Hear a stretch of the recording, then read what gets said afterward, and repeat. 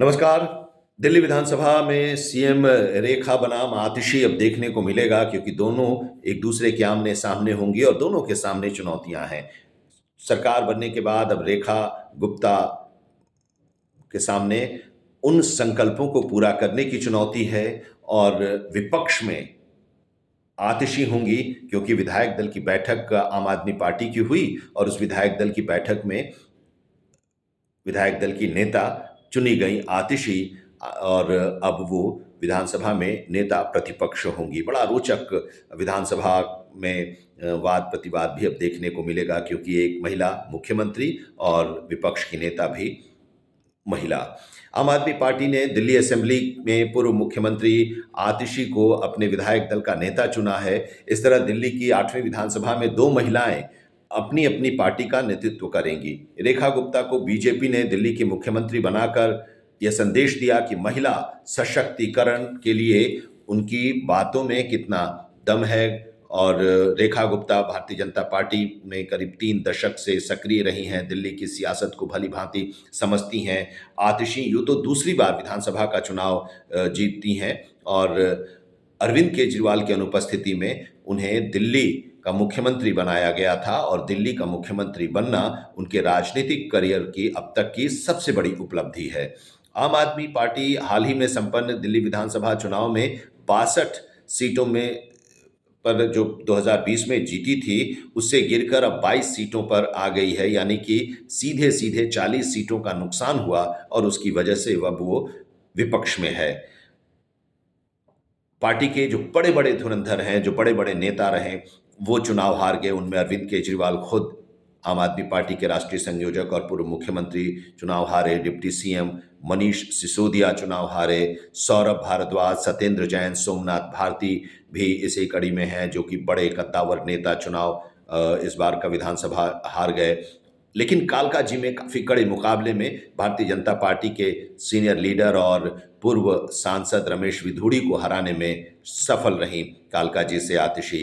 वरिष्ठता के मुताबिक आम आदमी पार्टी के पास गोपाल राय, संजीव झा, जरनैल सिंह और सोमदत्त जैसे विकल्प भी मौजूद थे। प्रतिपक्ष के नेता के तौर पर इनको बनाया जा सकता था, लेकिन आम आदमी पार्टी ने उन सब पर पूर्व मुख्यमंत्री आतिशी को तरजीह दी। भले ही ये कहा जा रहा है कि मुख्यमंत्री महिला हैं और ऐसे में विपक्ष की नेता भी एक महिला हो, तो उसे विधानसभा में चुनौती देना आसान होगा, लेकिन बात सिर्फ इतनी ही नहीं है। आतिशी अरविंद केजरीवाल के विश्वास पात्र भी हैं। आम आदमी पार्टी को करीब से जानने वाले जो लोग हैं, वो ये भी बताते हैं कि अरविंद केजरीवाल पार्टी के अंदर बहुत कम लोगों पर ही महत्वपूर्ण ज़िम्मेदारियों के लिए भरोसा करते हैं और उनमें से एक आतिशी हैं। तभी तो जेल से बाहर निकलने के बाद जब उन्हें मुख्यमंत्री का पद छोड़ना था, तो इसके लिए उन्होंने आतिशी को ही चुना और आतिशी को ही अपने मुख्यमंत्री विधायक दल का नेता चुना और फिर वो मुख्यमंत्री बनी। और आतिशी बार-बार ये कह रही थी कि अगर चुनाव में जब हम सत्ता में वापस आएँगे तो ये सीट हम छोड़ देंगे और ये तो अरविंद केजरीवाल के लिए ही है सीट। फिलहाल एक केयरटेकर के रूप में वो अपने आप को बताती रहीं। लेकिन अब विपक्ष की नेता भी महिला, मुख्यमंत्री भी महिला, सदन की नेता जो है वो भी महिला और विपक्ष की नेता भी महिला, तो कितना रोचक मुकाबला होगा, कैसा मुकाबला होगा देखने को मिलेगा विधानसभा में जब सत्र चलेगा और कार्यवाहियाँ होंगी और पक्ष और विपक्ष के बीच बहस होगी, तब किस जो विषय होंगे, प्रस्ताव होंगे उस पर। तो ये एक ऐसा मुकाबला जो दिल्ली की सियासत को काफ़ी रोचक बनाएगा। रेखा गुप्ता पहली बार विधायक बनी है, इसलिए उन्हें सरकारी कामकाज सीखने और संभालने में थोड़ा वक़्त ज़रूर लग सकता है। हालाँकि वो पार्टी की वरिष्ठ नेता हैं, अनुभव रहा है, लेकिन सदन में पहली बार वो आई हैं विधायक बनकर। आम आदमी पार्टी को लगता है कि यही मौका है जब नई सरकार पर थोड़ा दबाव बनाया जाए। आतिशी लगातार अपनी आक्रामकता के लिए जानी जाती रही हैं, इसीलिए केजरीवाल की पार्टी उन्हें सत्ताधारी बीजेपी को घेरने के लिए सबसे अच्छा विकल्प मान रही है। रेखा गुप्ता दिल्ली विधानसभा के लिए नई ज़रूर हैं, लेकिन उन्हें विधायी कामकाज का अच्छा खासा अनुभव है। 3 बार वो पार्षद रह चुकी हैं और 2 बार उसमें तो सत्ता चलाने का अनुभव भी है, मेयर भी रही हैं और रेखा गुप्ता को करीब से जानने वाले ये भी बताते हैं कि आक्रामकता में वो आतिशी से कहीं से भी कमतर नहीं है। इसलिए जब साथ में संख्या बल होगा तो उनके लिए काम और भी आसान होगा। दिल्ली विधानसभा के भीतर दो आक्रामक महिला व्यक्तित्वों के बीच तीखी नोक-झोंक भी देखने को मिल सकती है। रेखा वर्सेस आतिशी। अब सवाल ये है कि इन दोनों में भारी कौन पड़ेगा या कौन भारी पड़ सकता है? तो विधानसभा में भारतीय जनता पार्टी के पास आम आदमी पार्टी की तुलना में संख्या बल जो है वो दोगुने से भी ज़्यादा है।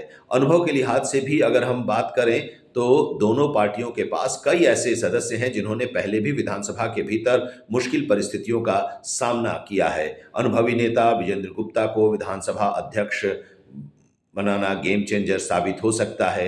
रेखा गुप्ता पर निश्चित तौर पर चुनाव में किए गए वादों को पूरा करने का दबाव होगा, लेकिन आतिशी पर भी आम आदमी पार्टी की पिछली सरकार के दौरान हुए भ्रष्टाचारों के आरोपों पर जवाब देने की भी जिम्मेदारी होगी, क्योंकि जितने भ्रष्टाचार के आरोप जो लगे, चाहे वो अरविंद केजरीवाल हो, मनीष सिसोदिया हो, सत्येंद्र जैन हो, इन लोगों पर आरोप लगे तो अब वो चुनाव हार गए हैं। दवा घोटाला जैसे मुद्दों पर भी भ्रष्टाचार की बात आ रही थी चुनाव के पहले। सौरभ भी ये चुनाव हार चुके हैं। तो अब ऐसे में उनका बचाव करना और अपने बारे में भी, क्योंकि जल विभाग पर भी घोटाले का आरोप है और वो भी जांच के दायरे में है, वहाँ पर भी जो कुछ हुआ था। तो ऐसे में इसको इस पर बचाव करना एक बड़ी चुनौती आतिशी के लिए होगी। तो ये आतिशी की तरफ से अगर हम बात करें तो ये दबाव होगा आतिशी पर कि भ्रष्टाचार के आरोपों पर जवाब देने की भी जिम्मेदारी होगी और ये एक बड़ी चुनौती भी होगी। चुनाव जीतने के बाद भारतीय जनता पार्टी के विधायकों का मनोबल काफ़ी बढ़ा हुआ है, ये भी एक सच है और इसका फायदा सीधे-सीधे मनोवैज्ञानिक तौर पर अगर हम कहें तो रेखा गुप्ता को मिलने वाला है। 48 विधायक चुनकर आए हैं इस विधानसभा में और 22 विधायक ही आम आदमी पार्टी के हैं। 62 से वो 22 पर आ गए और 8 से ये 48 पर आ गए, यानी कि 40 का फायदा इनको हुआ और 40 का नुकसान जो हुआ वो इनके पाले में आ गया। वहीं आतिशी पर अपनी पार्टी की हार को पीछे रखकर अरविंद केजरीवाल और मनीष सिसोदिया जैसे अनुभवी नेताओं की अनुपस्थिति में पार्टी के नेतृत्व की बड़ी जिम्मेदारी होगी। इन दोनों में जिस नेता ने भी अपना लोहा मनवा लिया, उसके लिए भविष्य में संभावनाओं के द्वार खुलने के काफ़ी संभावना भी दिखाई देती है। काफ़ी ज़्यादा संभावनाएं भविष्य में खुलने वाली हैं। इसलिए विधानसभा के अंदर दोनों नेताओं पर सबकी नज़र होगी कि अपनी-अपनी पार्टियों को कैसा ये नेतृत्व दे पाती हैं। अब विधानसभा का सत्र शुरू होने दीजिए। पहला सत्र जो इस विशेष सत्र शुरू होने वाला है उसमें नवनिर्वाचित विधायकों को प्रोटेम स्पीकर सदस्यता की शपथ दिलाएंगे और उसके बाद फिर स्पीकर का चुनाव होगा और फिर सीएजी रिपोर्ट जब रखा जाएगा वहाँ से शुरू होगा पूरा मामला और वहीं से तेवर की भी परीक्षा होगी और कौन कितना संभाल पाता है और खास करके आतिशी इसको कितना संभाल पाती हैं, इसका कैसे जवाब दे पाती हैं, ये भी सबके सामने होगा। तो इंतज़ार करते हैं विधानसभा के सत्र का। नमस्कार।